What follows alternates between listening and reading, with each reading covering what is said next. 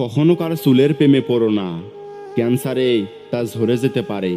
চোখের প্রেমে পড়ো না, অচিনে সে অন্ধ হয়ে যেতে পারে।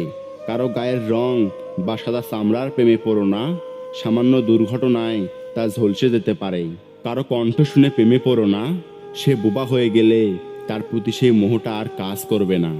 একবার কারো ব্যক্তিত্বের প্রেমে পড়ে দেখো, হাসির প্রেমে পড়ে দেখো, দেখবে তার সব কিছুই তোমার কাছে সুন্দর মনে হবে। বয়সের সাথে সাথে তার চুল বা চামড়া হয়তো আর আগের মতো থাকবে না, কিন্তু তার যে ব্যক্তিত্বের প্রেমে তুমি পড়েছিলে, সে ব্যক্তিত্বই তাকে তোমার চোখে সবসময় চির সুন্দর ও আকর্ষিত করে রাখবে। আর এটাই হলো ভালোবাসা।